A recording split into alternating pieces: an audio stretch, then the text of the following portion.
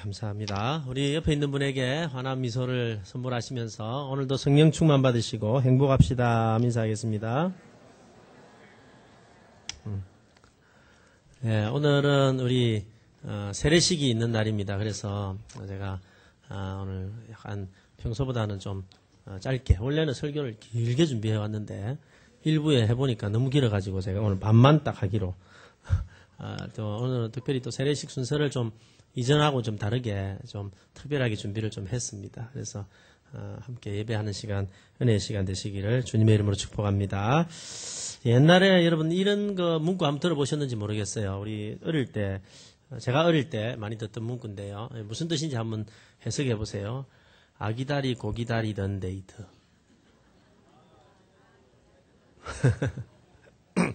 한번 내드릴게요. 아기다리 고기다리던 데이트. 무슨 말이에요? 이거는 한 옛날에 청춘 영화, 아주 오래된 청춘 영화의 한 그 주인공이 너무너무 데이트를 기다리다가, 그러니까 기다리는 날을, 데이트를 기다리면서 막 주문 외우듯이 막 돌아다니면서 노래 부르듯이 한 거예요. 아기다리고 기다리던 데이트. 제가 어릴 때 생각해 보니까 지금 생각해 보면 별로 안 재밌는데 그때는 그게 얼마나 재밌던지 아직도 기억이 납니다. 여러분 얼마나 기다렸으면 이런 주문을 외웠을까요? 그죠? 그리고 그 기다리던 데이트가 이제 그 날짜가 다가왔을 때 얼마나 흥분되고 또 행복했을까요? 참 다시 생각해봐도 마음이 따뜻해지는 그런 이야기인 것 같습니다. 여러분 누군가를 혹은 무엇인가를 이렇게 애타게 한번 기다려 보셨나요? 그렇게 기다리고 있는 사람이나 무엇인가 여러분에게 있습니까? 오늘 본문에 보면은 누군가를 간절히 기다리는 사람들이 등장하고 있습니다. 이 사람들은 누구를 기다리냐면 예수님께서 약속하신 성령님을 기다리고 있는 거죠. 성령님이 오신다 그랬으니까 그 성령님을 간절하게 기다리고 있습니다. 그런데 정말로 성령님은 오순절 날이 되었을 때 그들 가운데 아주 초자연적으로 능력 가운데 임하시게 되는 것이죠. 여러분 바로 이 사건이 우리가 잘 아는 오순절 성령 강림 사건이다 이렇게 표현하게 됩니다. 우리가 성경을 읽으면서 여러분 이 오순절 성령 강림에 대해서는 굉장히 좀 잘 이해를 해야 됩니다. 바르게 이해를 하는 것이 굉장히 중요합니다. 왜냐하면요, 이 사건은 그냥 단순하게 몇 명의 성도들이 모여가지고 성령 충만을 받는 사건이 아니고요. 성경 역사, 창세기부터 여러분 요한계시록까지의 역사에 있어서 아주 획을 긋는 너무너무 중요한 역사적인 사건이기 때문입니다. 특별히 구약의 배경을 따라서 이해할 필요가 있습니다. 사실 설교자가 설교를 할 때 참 부담되는 부분들이 이런 부분들이 왜 부담되냐면 이 부분은 너무너무 중요하고 성도들이 반드시 이해를 하고 넘어가야 되는데 이런 부분들을 성경을 찾아서 이렇게 설명을 하다 보면은 성도들에게는 조금 어렵게 느껴지기도 하고 이해하기가 좀 힘든 부분이 있을지도 모르겠다 생각이 들어요. 그래서 은혜도 돼야 되고 또 이런 우리가 지식도 좀 가르쳐 드려야 되고 하는 갈등이 있지만 그래도 뭐 우리가 2부에서 이렇게 고상한 예배를 드리는 우리가 이 정도 이야기는 충분히 이해하실 거라고 믿고 제가 좀 성경 이야기를 좀 하려고 생각합니다. 그래서 좀 잘 집중하셔서 좀 잘 들으시면 좋을 것 같아요. 구약 이야기 좀 해드릴게요. 하나님께서 이스라엘을 애굽으로부터 구원해내시고 광야를 지납니다. 이스라엘 백성들을 다 광야를 지나서 어디에 도착하냐면 시내산에 도착을 하죠. 거기서 모세는 율법을 받습니다. 하나님 율법을 받고 내려와서 이스라엘 백성들과 언약을 맺습니다. 그 언약이 뭐냐면 내가 너희 하나님이 되고 너희는 나의 백성이 된다라는 이런 언약이지요. 그리고 난 다음에 그 백성들에게 모세를 통해서 뭘 명령하시냐면 성막을 지어라라고 말씀합니다. 그리고 성막의 조감도를 설계도를 아주 세밀하게 보여주십니다. 그리고 난 다음에 모세는 그 보여주신 대로 성막을 짓죠. 성막을 다 지었습니다. 짓고 난 다음에 있었던 일이 어떤 일이냐면 그 지어진 성막 위에 빽빽한 구름으로 하나님이 그 가운데 임재하시는 거예요. 임재하시는 거예요. 자, 그 장면을 한번 볼게요. 자, 출애굽기 40장 33절부터 35절입니다. 같이 한번 읽어봅시다. 시작. 그는 또 성막과 제단 주위 뜰문에 포장을 치고 뜰문 위에 휘장을 다니라. 모세가 이같이 역사를 다 마치니 구름이 회막에 덮이고 여호와의 영광이 성막에 충만하며 모세가 회막에 들어갈 수 없었으니 이는 구름이 회막 위에 덮이고 여호와의 영광이 성막에 충만하였습니다. 그러니까 성소가 다 만들어졌어요. 그러니까 그 휘장이 뭐 이래 그 성막이 하나님이 말씀하신 대로 다 만들어진 거예요. 다 만들어지고 난 다음에 봉헌식을 하는 날 하나님의 영광이 여러분 구름 가운데 그 가운데 임하게 되었다는 거예요. 여러분 이 사건은요. 굉장히 중요한 사건입니다. 왜 중요하냐면 그동안은 하나님이 계셨어요. 하나님 계시지만은 멀리서 엘로힘, 엘샤다이 전능하신 하나님으로만 계시다가 드디어 이 장면에서 그의 백성들을 만들어내시고 그 백성들과 함께 하기 위해서 그 백성들이 만든 성소에 성막에 하나님이 지금 뭐 하시는 거예요? 임재하신다. 임재. 너희가 다시는 나를 다르게 부를 것이 아니라 여호와라 불러갔어요. 여호와라는 거는요. 스스로 있는 자다라는 말인데 이 말을 사실 출애굽기의 내용을 비춰서 해석을 하면은 어떤 내용이냐면은 스스로 계시는데 스스로 그냥 멀리서 떨어져 계시는 것이 아니라 스스로 정말로 실존해서 그의 백성 가운데 거하면서 함께 동행하면서 함께 인도하면서 계시겠다라는 거예요. 그 장면이 오늘 바로 이 장면입니다. 여러분 그동안 멀리 계셨던 하나님께서 이제는 친히 그 백성 중에서 장막을 치시고 그 장막 안에 하나님이 거하시면서 함께 하시면서 직접 인도하시겠다는 거예요. 그래서 직접 어떻게 인도하십니까? 하나님은요 구름을 통해서 백성을 인도하시는 거예요. 기가 막히는 장면이 여러분 출애굽기에 나옵니다. 한번 볼까요? 36절부터 38절입니다. 자 같이 보세요. 시작. 구름이 성막 위에서 떠오를 때는 이스라엘 자손이 그 모든 행진하는 길에 앞으로 나갔고 구름이 떠오르지 않을 때는 떠오르는 날까지 나아가지 아니하였으며 낮에는 여호와의 구름이 성막 위에 있고 밤에는 불이 그 구름 가운데 있음을 이스라엘 온 족속이 그 모든 행진하는 길에서 그들의 눈으로 보았더라. 여러분 신기한 장면이 벌어진 거예요. 모세가 만든 성막이 있는데 그죠? 백성들이 함께 만들었는데 거기에 하나님의 임재에 의미하는 구름이 있었는데 그 구름이 여러분 이스라엘 백성 200만 명을 이끌어 나가는 거예요. 어느 날 구름이요 빵 하고 떴습니다. 딱 뜨면 백성들이 행진을 했다는 거예요. 나팔을 쫙 불면서 행진을 했습니다. 그러다가 구름이 딱 멈추면 어떻게 했어요? 행진하는 걸 멈추고 그 주변에 텐트를 치는 거예요. 그런데 언제까지 치냐면 다시 구름이 뜰 때까지 치고 있는 겁니다. 한 달이면 두 달, 뭐 두 달, 석 달, 하여튼 구름이 뜰 때까지 가는 거예요. 그때부터 이스라엘 백성들은요 누구에 의해서 인도함을 받았어요? 하나님의 임재에서 인도함을 받았고 하나님은 친히 내려오셔서 직접 백성들을 인도하고 계신다라는 거예요. 이때부터 여러분 이스라엘 백성들은요 영적으로 하여튼 이 고스톱을 참 잘 써요. 주님이 고 하시면 고 하고 스톱 하면 스톱. 이건 제가 지어낸 이야기가 아니고요. 옛날에 아직도 기억이 나는데 제가 출신 교회 이제에서 예배 드릴 때 옛날에는 장로님들께서 광고를 하셨거든요. 지금은 이제 목사님들이 하지만은 옛날에 광고를 장로님이 하시는데 한 번은 제가 아주 좋아하는 장로님 한 분이 뚝 나오시더니 이러는 거예요. 여러분 그냥 광고만 하시면 되는데 여러분 우리는 그리스도인이 영적으로 고스톱을 잘 쳐야 됩니다. 이라는 거예요. 그러니까 사람들이 무슨 이야기인가 하는데 하신 이야기가 주님이 고 하시면 고, 스톱 하면 스톱, 이번 한 주간도 고스톱을 열심히 칩시다. 그 말을 사실 아직까지 제가 기억을 하고 있어요. 또 이 말만 듣고 가가지고 고스톱 칠한다 이런 생각하고 막 그거 하면 안 됩니다. 오늘 학생들. 어쨌든 간에 여러분 하나님께서 그 성막이 완성이 되었을 때에 하나님이 그곳에 임재하시고 그 임재하신다는 의미는 직접 하나님의 백성들을 마신다는 거예요. 인도하신다는 거예요. 그런데 이 성막이 나중에는 솔로몬으로 가게 되면 성전이 됩니다. 그렇죠. 이 성전을 누가 만들었습니까? 솔로몬이 만들었죠. 솔로몬이 다 만들고 난 다음에 성전 봉헌식을 했을 때 하나님은 솔로몬에게 나타나십니다. 그리고 아주 동일한 예언의 말씀을, 그러니까 하나님의 말씀을 다시 약속의 말씀을 주시지요. 그게 어디 나오냐면요. 자, 열왕기상 6장 11절에 13절에 나옵니다. 한번 같이 볼까요? 자, 열왕기상 6장 11절에 13절입니다. 같이 읽습니다. 시작.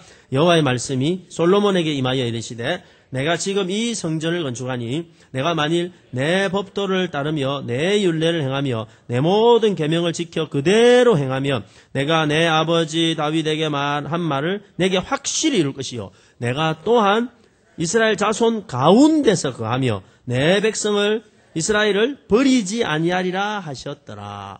여러분 조금 다르게 설명을 하고 있지만 사실은 모세에게 준 하나님의 약속하고 똑같아요. 그죠? 똑같은 거. 다시 말하면 옛날에 성막을 지었을 때 하나님이 그 가운데 임하셔서 장막을 치시고 이스라엘 백성을 인도하셨듯이 이제는 이 정착하고 있는 이스라엘의 성전에 하나님께서 임하셔가지고 내가 그곳에 거하며, 그곳에 간다는 것은 백성 가운데 거하며 다시는 이스라엘 백성들을 버리지 아니하고 친히 인도하겠다라고 말씀하시는 겁니다. 하나님께서 이스라엘 백성 가운데 거하시며 동행하실 것을 약속하시고 있는 것이지요. 그런데 여러분, 구약은요, 구약은 어떻게 봐야 되냐면, 구약은 앞으로 신약에 이루어질 것에 관한 그림자와 같습니다. 그러니까 구약의 성막이나 성전은요, 앞으로 신약에 나타날 진짜 성전을 그림자처럼 보여주는 거예요.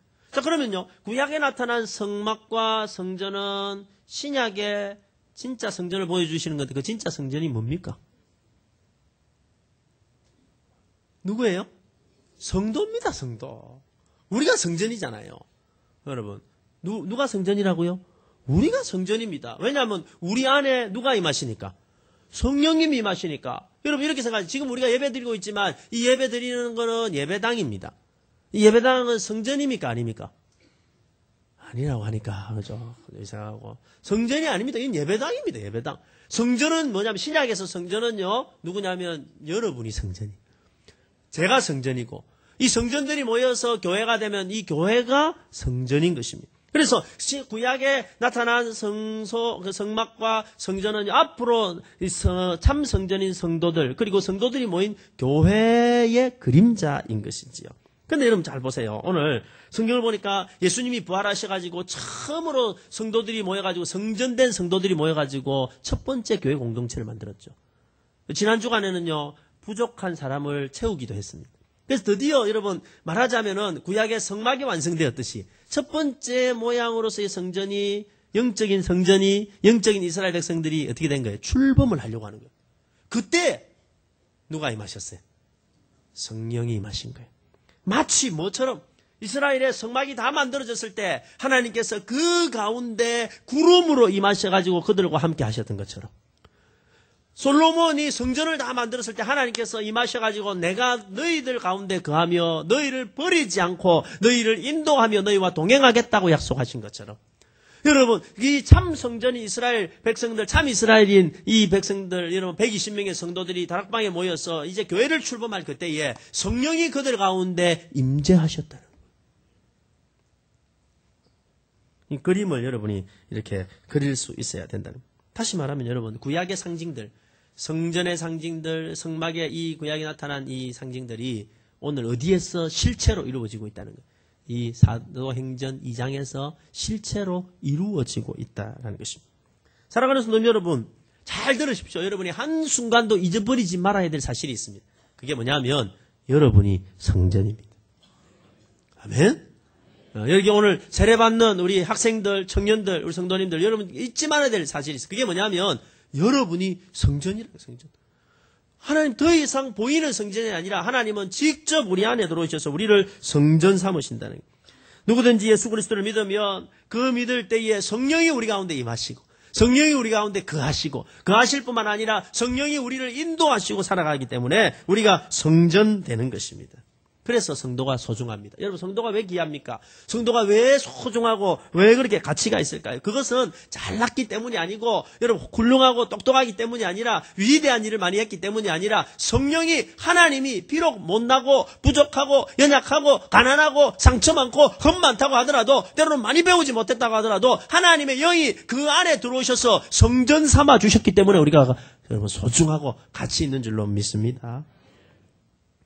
옛날에 그 CF를 보면은요, 이런 CF가 하나 있죠. 제가 이걸 할까 말까 굉장히 고민했는데, 그래도 뭐 좋은 일일 것 같아서 아주 잘생긴 그 배우가 나와가지고 이렇게 하죠. 네 안에 내 있다. 아니, 그런가? 내 안에 너 있다. 죄송합니다. 안 하는 게 좋을 뻔 했는데. 마찬가지로 여러분 안에 성령님이 계십니다. 그래서 성전이라는 거예요. 그래서 우리가 소중하고, 그래서 우리가 함부로 살 수 없는 존재라. 여러분 보세요. 우리 안에 성전이 계시기 때문에, 성령이 계시기 때문에, 그래서 우리가 성전이기 때문에 성령이 나와 함께 하시고 나를 인도하시고 나를 책임지시고 오늘 솔로몬에게 약속하시던 것처럼 내가 그들 가운데 너희 가운데 거하면서 너희를 버리지 아니하겠다. 기가 막힌 약속 아닙니까? 사랑하는 성도 여러분, 하나님이 여러분 안에 가시고 여러분 버리지 않습니다. 이걸 확신하십시오. 좀 어려움이 와도, 때로 질병이 와도, 때로 힘든 일이 와도, 좀 괴로운 일들이 생기더라도 내가 성전이다면 내가. 그리고 하나님은 내 안에 거하신다. 그리고 하나님 나를 절대로 버리지 아니하신다. 우리 옆에 있는 분에게 이야기합시다. 당신이 성전입니다. 당신 안에 주님이 계십니다. 한 번 더 할까요? 절대로 하나님은 당신을 버리지 않습니다. 여러분, 이 놀라운 임재의 기쁨이 저와 여러분에게 있기를 주님의 이름으로 축복합니다. 여러분, 오늘은요, 그런 의미에서 이 사도행전 2장에 나타나는 성령 강림의 사건을 조금 더 구체적으로 좀 살펴보려고 생각을 합니다. 원래는 좀 이제 길게 여러 개를 해왔는데 일부에 한번 해보니까 시간이 너무 많이 가가지고 세례하는 좀 어려울 것 같아요. 오늘 한 가지만 딱 살피고 다음 주에 이어서 좀 해보려고 생각합니다. 이 성령님이 언제 임하셨어요? 오순절에 임하셨다는 거예요. 오늘 성경을 읽다 보면은요, 이 사건이 일어난 때를 굉장히 강조하고 있습니다. 오순절에 일어났다라는 것을 강조하고 있는 거예요. 그리고 왜 성령께서 아무 때나 오지 아니하시고 오순절에 오셨을까요? 그 이유가 있다는 거예요. 유대인들에게는 세 가지 큰 절기가 있습니다. 사실은 7가지 절기가 있는데, 그 7가지 절기 가운데 아주 중요한 꼭 지켜야 되는 세 가지 절기가 있는데, 그 세 가지 절기가 뭐냐면, 하나는 유월절이고, 또 하나는 맥추절이고, 또 하나는 장막절입니다. 근데 그 맥추절이 사실은 오순절입니다. 제가 왜 그런지 설명을 좀 이따가 해드릴게요. 자, 여러분, 이 오순절이라고 하는 것은 뭐냐면, 유월절이 지나고 7주간이 지나고, 그러면은 7 곱하기 7은 49죠. 그러니까 날이 지나고 그 다음 날이 50일이 되잖아요. 그 날이 바로 오순절입니다. 그래서 오순절이라는 말의 영어는요, 펜트코스타라는 건데, 이 펜트코스타는 50일 이런 뜻입니다. 여러분, 이 날은 어떤 날이냐면, 자, 우리가 수확을 하잖아요. 자, 우리가 씨를 심어서 이제 막 자랐습니다. 그때 처음으로 낫을 들고 나가가지고 첫 곡식을 수확을 하잖아요. 첫 열매를 딴 날부터 50일이 지난 뒤에, 그러니까 첫 열매를 따고 50일이 지나서 열매 수확한 것을 곡간에다가 처음 드릴 때, 그 첫 거둔 곡식을 하나님께 감사로 드리는 날이 바로 오순절입니다. 그래서 옛날에는요, 구약 성경에는 이 날을 뭐라고 불렀냐면 초실절 혹은 맥추절이라고 불렀습니다. 헷갈릴 텐데 오순절, 초실절, 맥추절은 다 같은 날이다. 같은 날. 그래서 이렇게 가시면 됩니다. 자, 우리 출애굽기 23장 16절 읽어보겠습니다. 자, 같이 읽읍시다. 시작. 맥추절을 지키라. 이는 내가 수고하여 밭에 뿌린 것에 첫 열매를 거둠이라. 수장절을 지키라. 이는 내가 수고하여 이룬 것을 연말에 밭에서부터 거두어 저장함이라. 여러분, 그래서 다시 말하면 6월절이 지나고 50일이 되고, 그죠? 첫 열매를 거두고 50일이 지나고 이 날인데, 놀랍게도 여러분, 이게 신약에 와서 뭐하고 정확하게 일치하냐면, 예수님이 돌아가시고 부활하신 날, 그때가 주일이죠. 그러니까 안식일 지나고 첫날, 그 부활하신 날부터 정확하게 50일이 되는 날이 여러분 오순절입니다. 제가 지금 무슨 이야기를 좀 어렵게 하는가 여러분 감 잡으셨습니까? 감을 아직 못 잡으셨네요. 감때가 아니가지고. 그죠? 무슨 말이냐면 이런 거예요. 절대로 이 날짜에 성령이 임하신 게 우연이다. 우연이 아니다. 우연이 아니다. 하나님의 특별한 메시지가 있다는 거예요. 하나님의 특별한 의도가 있다는 거예요. 자, 좀 쉽게 설명합니다. 이제 한번 앞에 제가 했던 이야기를 가지고 떠올리면서 한번 생각을 해보세요. 자, 부활하신 예수님은 부활의 무슨 열매가 되셨어요? 첫 열매가 되셨어요. 첫 열매가 되었다는 것은 다른 열매들이 막 맺힌다는 거 아니에요. 그러니까 부활의 첫 열매가 되셨습니다. 첫 번째 열매니까 첫 번째 낫을 대고 하나를 이제 딴 거예요. 그리고 난 다음에 이 열매들이 점점 많이 맺혔겠죠. 점점 많이 맺혀가지고 여러분 첫 번째 하나님의 백성의 무리, 첫 번째 교회가 된 곳이 어디예요? 마가 요한의 다락방이 120명이라고. 그죠? 그 120명이 하나님 앞에 이제 처음 시작하면서 첫 수확의 감사, 영혼의 첫 수확의 감사의 예배를 드리는 그 순간, 그날이 오순절이었고, 바로 그날에 누가 임하셨다니까? 성령님이 임하셨다. 그죠? 그래서, 다시 말하면요, 이 첫 수확을 드린 그 감사절인 오순절 날에 성령님이 임하셔서, 부활의 첫 열매들인 그들을 받으시고, 드디어 하나님께서 하나님의 나라, 하나님의 백성을 시작하고 있다. 그 가운데 임하셨다라는 것입니다. 그런데 여러분 여기서 한 가지 더 우리가 알 것이 있습니다. 그게 뭐냐면 유대인들은요. 자, 유대인들은 이 오순절을 어떻게 생각했냐면 오순절을 모세가 시내산에서 율법을 받았던 그 날이 오순절이었다라고 믿습니다. 그게 이제 출애굽기 19장에 나오는데요. 모세가 출애굽을 해가지고 여러분 시내산에 와가지고 말씀을 받잖아요. 그 말씀이 하나님의 율법이었습니다. 그 율법을 받은 날이 오순절이었다라고 믿어요. 그래서 오순절을 유대인들은 어떻게 생각했냐면 모세가 율법을 받은 날 이렇게 생각했어요. 한번 따라하세요. 모세가 율법을 받은 날. 자, 그럼 보세요. 모세가 율법을 받았다라는 말이 무슨 말입니까? 법을 받았습니다. 자, 드디어 애굽에서 출애굽했습니다. 애굽에 출애굽을 해가지고 이스라엘 백성들이 광야로 나와가지고 하나님과 나는 네 하나님이 되고 너는 내 백성이 된다 이렇게 언약을 맺는데 언약을 맺으면서 하나님께서 그들에게 법을 주신 거예요. 법을 받았다라는 것은 뭘 의미합니까? 드디어 공식적으로 하나님의 백성이 됐다는 거예요. 여러분, 내가 하나님의 백성이 되면요, 나라가 되려면 나라에는 뭐가 있어야 돼요? 법이 있어야 되고, 백성이 그 법을 받는 순간, 내가 그 법을 지켜야 되는 순간, 하나님의 백성이 된다는 공식적인 선언이, 그러니까 하나님의 백성을 삼으시겠다는 공식적인 선언이 된 그때가 바로 오순절이었다는. 자, 봅시다. 출애굽기 19장 5절, 6절입니다. 자, 같이 한번 읽어봅시다. 시작. 세계가 다 내게 속하였으니 너희가 내 말을 잘 듣고 내 언약을 지키면 너희는 모든 민족 중에서 내 소유가 되겠고 너희가 내게 대하여 제사장 나라가 되며 거룩한 백성이 되리라. 너는 이 말을 이스라엘 자손에게 전할지니라. 여러분, 이 날이 언제라고요? 모세가 율법을 받아와가지고 전하면서 하는 이야기가 너희가 내 백성이 되고 나는 네 하나님이 되리라 하던 그 날이었다는. 근데 여러분 보세요. 바로 그 날에, 동일한 그 날에 성령이 바로 그 날에 새롭게 시작하는 영적인 이스라엘 백성, 새로운 교회 공동체의 성령으로 임하셨다는, 첫 수확하는 그 날에 임하셨다는. 그런데 여러분, 그냥 임하신 것이 아니라 법을 가지고 오셨는데, 이전에는 모세는 어디에 새긴 법을 가지고 오셨는데? 돌판에 새긴 법을 가져왔는데, 이제 성령은요, 더 이상 돌판에 새기지 않는 거예요. 하나님 백성이 되려면 하나님 법이 있어야 되는데 더 이상 여러분 종이에 쓴 글도 아니고 돌판에 새긴 글도 아니고 이제는 내가 더 이상 돌판에 새긴 법을 너에게 주는 것이 아니라 어디에 새기겠다고요? 너희 마음에 새기겠다. 율법이 아니라 새로운 법을 가지고 오신 거예요. 그게 뭡니까? 바로 성령의 법입니다. 성령의 법을 가지고 임하신 거예요. 자, 고린도후서 3장 3절입니다. 자, 같이 한번 읽어봅니다. 시작. 너희는 우리로 말미암아 나타난 그리스도의 편지니 이는 먹으로 쓴 것이 아니요 오직 살아계신 하나님의 영으로 쓴 것이며 또 돌판에 쓴 것이 아니요 오직 육의 마음판에 쓴 것이니라. 여러분, 이 법은요 모세가 받았던 율법하고는 좀 틀린 거예요. 모세가 받았던 법은요 죽이는 법, 벌하는 것.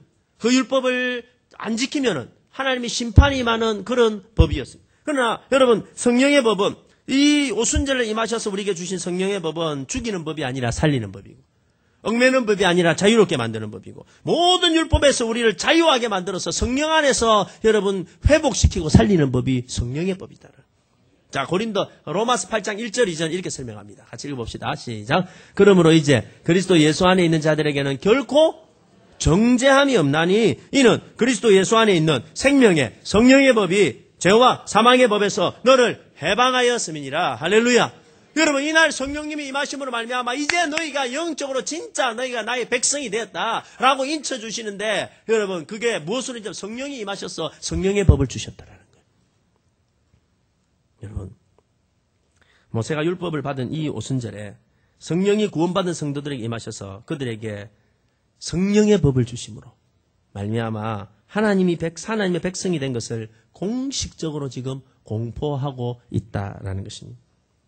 또한 앞으로 성령께서 그 백성들과 함께 하심으로 친히 인도하시며 이끌어 가시겠다라는 것을 보여주시고 있습니다. 예수님께서 올라가시면서 마지막에 하신 약속이 있죠. 내가 세상 끝날까지 너희와 항상 함께 하리라 한 그 약속이 이 본문에서 지금 이루어지고 있다라는 것입니다. 사랑하는 성도 여러분 안에 성령이 계십니까? 아멘. 그러면요, 이제 여러분은 율법에 매인 사람이 아니라 성령의 법에 지배당하고 성령의 법에 따라 살아가는 사람인 줄로 믿습니다. 여러분, 내가 하나님의 백성이 된 것, 내가 하나님의 자녀가 된 것 어떻게 알 수 있어요? 내 안에 계신 성령을 통해서이지 않은 거예요. 그리고 내 안에 계신 성령께서 나를 이끄시는 대로, 성령이 가라고 하면 가고 서라고 하면 서고 하는 성령이 이끄시는 대로 살아가는 백성, 그 백성이 바로 오늘 하나님의 백성이 된다라는 것입니다. 누가 뭐라고 하더라도 우리는 하나님 백성이고 하나님의 백성인 것을 확인시켜주고 하나님의 백성인 것을 확신시켜주시는 분이 바로 성령님이시다라는 것입니다. 여러분, 오늘 이 장면에서 우리에게 주시는 메시지가 무엇입니까? 그것은 우리 안에 성령이 계시다면 우리는 하나님의 백성이다. 백성이다. 오늘 세례를 받는 날입니다. 오늘 세례가 무엇입니까? 세례. 자, 보세요, 여러분. 세례라고 하는 거는요, 하나님이 나를 구원하시고 세상에서 나를 구원하시고 애굽에서 이스라엘 백성들을 이렇게 빼내셔서 드디어 나는 네 하나님이 되고 너는 나의 백성이 된다라고 언약을 맺었듯이 오늘 모든 교인들 앞에서 우리가 뭘 선포하냐면 나는 하나님의 백성입니다. 나는 하나님의 자녀입니다. 라고 선포하는 날이라는 거예요. 이 날을 이렇게 선포하는 날은요, 또 다른 말로 하면 성령으로 세례받는 날입니다. 제가 세례를 받는다고 하는 거는 제가 지난번에 우리 세례 교육하면서 말씀드렸어요. 세례는 원래 성경적으로 말하면 침례죠, 침례. 물 안으로 들어가는 거예요. 물 안으로 푹 들어갑니다. 여러분, 물 안으로 쑥 들어가 버리면 어떻게 될까요? 사람이 죽어요. 그죠? 옛날에 나는 죽는 겁니다. 이전에 나는 죽는 겁니다. 세상에 속했던 나는 죽는 겁니다. 이전 나라에 속했던 나는 죽는 겁니다. 그리고 과거에 나는 죽고 물 밖으로 다시 나오는 거예요. 물 밖으로 다시 나오면서 나는 예수 안에서 새 생명을 얻고 새 백성이 되고 새 나라에 속해서 여러분 하나님의 자녀로 살아가겠다는 결심, 결단. 그것이 바로 세례입니다. 사랑하는 성도 여러분, 오늘 이 자리에 함께 세례받으러 오신 여러분 안에 여러분 주님을 영접하고 주님 안에서 정말로 내가 하나님 백성이로 살겠다고 결심하고 그분을 받아들이는 순간 성령이 여러분 가운데 임하실 줄로 믿습니다. 그리고 성령은요, 공포하시는 거예요. 공포. 나는 나의 백성이고 나는 너의 하나님이다. 그리고 내가 너를 절대로 버리지 않겠노라. 이 확신이 저와 여러분에게 넘치시기를 주님의 이름으로 축복합니다. 기도하십시다. 이 시간에 우리 한번 통성으로 우리 한번 기도할 때에 오늘 우리 세례받는 분들을 위해서도 한번 기도해 주시고 특별히 오늘 2부에는 학생들이 많습니다. 이 아이들이 오늘 자신의 믿음으로 고백할 때 하나님의 온전한 백성, 하나님의 자녀가 되게 도와주옵소서. 그리고 오늘 우리도 믿음으로 고백하고 내 안에 계신 성령으로 말미암아 내가 성전이라는 거 잊어버리지 아니하고 내가 하나님의 백성이라는 거 잊어버리지 아니하고 하나님 절대로 나를 버리지 않는다는 거 기억하며 살아가는 내 삶이 되게 도와주옵소서. 이 시간에 주여 은혜를 주옵소서. 세 번 외치고 기도하겠습니다. 주여 은혜를 주옵소서. 주여 은혜를 주옵소서. 주여 은혜를 주옵소서. 하나님 아버지 은혜를 감사합니다. 오늘도 부족하고 약한 저희들을 불러주셔서 감사합니다. 오늘 귀한 말씀을 통해서 우리가 하나님의 백성이고 우리 안에 계신 성령께서 우리의 삶을 인도하심으로 우리가 아버지 하나님이 거듭나고 그리고 아버지 하나님이 너를 책임지고 버리지 아니하신다를 깨달았습니다. 나는 너의 하나님이 되고 너는 내 하나님이 되고 내가 백성이 되고 내가 너를 절대로 떠나지 아니라 내가 너를 거하며 그 가운데 거하며 또 약속하신 그 약속이 우리의 삶 가운데 이루어지게 도와주시고 우리 안에 거하시는 주님 안에서 늘 믿음으로 살아가는 우리가 되게 도와주옵소서. 살아계신 하나님 아버지 은혜를 감사합니다.